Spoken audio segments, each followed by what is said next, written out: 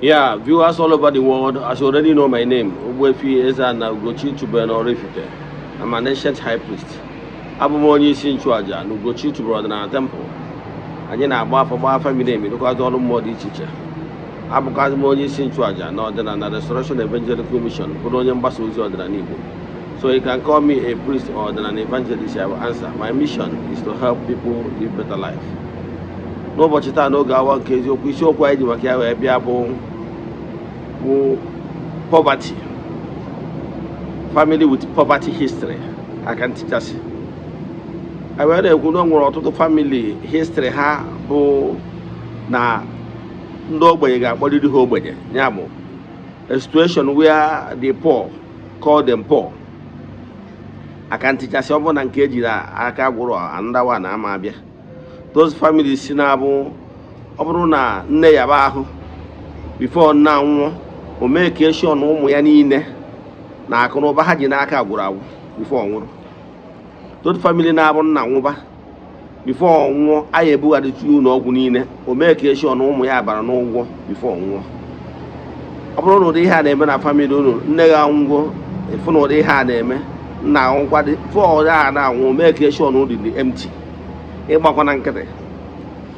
Ma ọ bụ na iso na ndị na-abụ ọ bụrụ na ọ pụtara ego na-abata abata, problem ya eri ya adịgo, ọ dịzie ka ya sị nọ norms, ya bụ aka ntịchasị nke eji n'aka agwụrụ ọzọ ya abata, ịgba na nkịtị maka na ọ gbara nkịtị kwere ekwe. Ihe ndị a ka anyị ga-edebe anya, gwa gị ihe ị ga-eme ka e wee subie nya bụ ihe. Yes, ihe a bụ ihe ị ga-eme. Mana before we dive into today's lecture, important announcement. Echefuna na anyị nọ na month of August. Our monthly ritual is still ongoing. You can join us anywhere you are all over the world.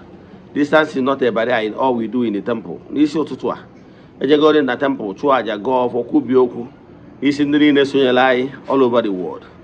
Jekwazie na chapel kwubi okwu n'isi ndị niile sonyela anyị all over the world. Anyị malitere ịchụ aja iri n'igwe ihe karịgoro 4 years now. We have massive testimonies. Nwere ike isonyela anyị ebe ọ bụla ị nọ. But as you all know, we don't share testimonies on social media because of the maka ebe ọ dịrọ necessary. Mana mara na Chukwu na-emere onwe ya aha, na-achụkwa aja maka na aja karịrị ọgwụ. Ihe ndị a bụ ihe ị kwesịrị ime. So ọ bụrụ na ị chọrọ isonyela anyị, forward ya 3 prayer request. I ga-edeme n'altar, then make token donation to the account number. Chat them na WhatsApp and one other things we need from you in order to book you. My WhatsApp number remains 0805 7837672. Yes. Nke ọzọ, ọ bụrụ na ị bụ child of the temple, echefuna na annual festival anyị bụ na September 15th. Yes, annual festival anyị and New Year festival anyị na-eme every year. Onye ọbụla bụ child of the temple, whether ma ị n'obodo oyibo ma ị nọ Nigeria ma ị abịa ma ọ bụ na ihe nwee ike ịbịawu, echefuna na ị ga-akwado maka ya bụ festival etu anyị si eme ya. Ya bụ chat ya m na WhatsApp. Now let's proceed na nkụzi anyị maka ịbịa. Nkụzi anyị maka ịbịa taata bụ family with poverty history. Aka ntịchasị. Ọ bụrụ na ọ na-eme na family unu, inege anya, the most important thing na-eme mmadụ na ndụ. Ndị Igbo na-atụ ilu sị na onye ama na ebe mmiri si bido maọbụ ya, ọ ya ama ebe ọ nọ kwụsị. It must be self-recognition. It must be self-awakening. You must always understand yourself very well. Mara ihe na-eme na ndụ gị. Take note. Take audit of what is happening in your life. Onye bụ awakening. Onye nwa bụ na ị maara onwe gị in and out. Ya bụ ihe ọbụla na-eme na ndụ a, create a time to analyze them. Mara exactly na ihe ọ pattern. Ọ bụrụ na pattern na-eme n'obo onwe ka egosipụta gị n'aka, ofu nwa gị ya ba ahụ ka o mee ka eshọ na o dire na that particular money. O nwere ike mgbe ego agwụ anapịa ọgbakee n'ọya, ma ọ bụ na ọ na-abụ ego batara na gị anyị dara yabara ahụ, ma ọ na nwunye gị yabara ahụ, ma ọ na-enwere ofu ihe ọdachi ga-emerịrị. Enwere ike moto gị nọ na good state ịpụwa na ofu ọdachi eme njin akụ ka ị were ego a wee jee na mbugaje ego njin. Ọ bụrụ na ego anyị ji n'aka etipịara, nsogbu ama akwụsị, ịgbakwa na nkịtị. I can tell you na that particular can teacher see with a sign or a signal that now all is not well. ma ọ na-eme gị nke eji n'aka agwụrụ ọzọ ama abata. Ihe niile abụ signal ga-egosi gị na all is not well in the spiritual realm. Spiritual control the physical. Ya bụ mgbe ọbụla enwere that early sign, I can tell you, n'ihe ọbụla ekere eke including the mmadụ ma ọ bụ ihe ọbụla a manufacture dịka car, I can tell you na ya car enwere ike break down suddenly ma e buru ụzọ nye gị sign.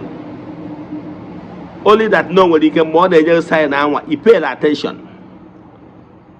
O nwere ike mgbe ọ na-enye gị sign anwa i wee ya n'ọnụ ma ọ bụ ị mara na ọ na-eme but you didn't pay adequate attention to it. Ọkwụba gị n'ụzọ.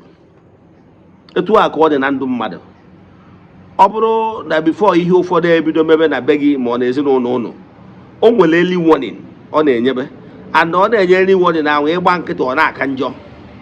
Ọ dị ka onye wọta pọmpụ ya dịrọ mma ma ọ bụ na radiator gị na-eliki. Out of ignorance, i pay attention sị ka ị dozie radiator mgbe ọ ka bụ mgbapụ ka ọ gbapụrụ na drọpụ mmiri ma ọ bụ na hose gị gbapụrụ na drọpụ obere mmiri, ignore ya ọkwari. I can tell you na ị nwere ike, if care is not taken, o nwere ike lead n'ihe ga-emebiri gị ihe ọzọ. O nwere ike at the end of the day ọ born out of casket. Ifu nke tọrọ fada. Gịnị ka m na-ekwu maka ya? Etu a ka ọ dị na mmadụ. O nwere ike ụfọdụ ihe a na-eme ọ bụrụ stọọdụ ka a na-akịrị na mmụọ warnings.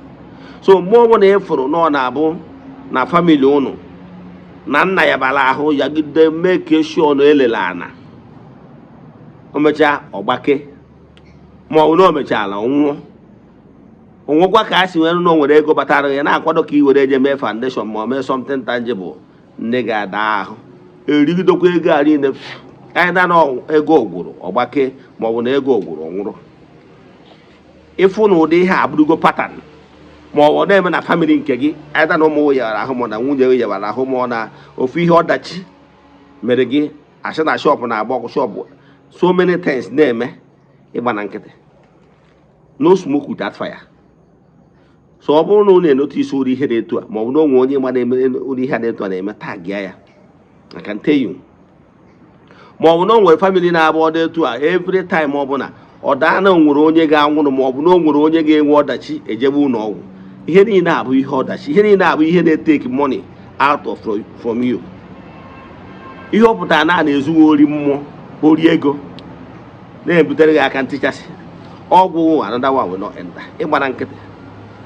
Maka ndị Igbo na-atụ nsu na ọgbara nkịtị kwere ekwe. When those things are happening and they keep quiet, they will continue. You must call a spade and put a stop to it. If not, it will continue. Ka nkwụsị ebe ọ bụrụ na ị nwere ajụjụ na nkụzi a ma ọ bụ na ịchọ ka agbara gị family m, chat ya m na WhatsApp. My WhatsApp number remains 08057837672.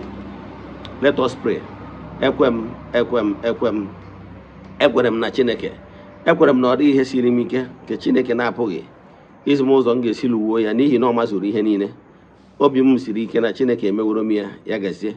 May the blessings of Chukwu Okike pụrụ ime ihe niile be with you all now and forevermore. Ya gazie. Udo dịrị unu.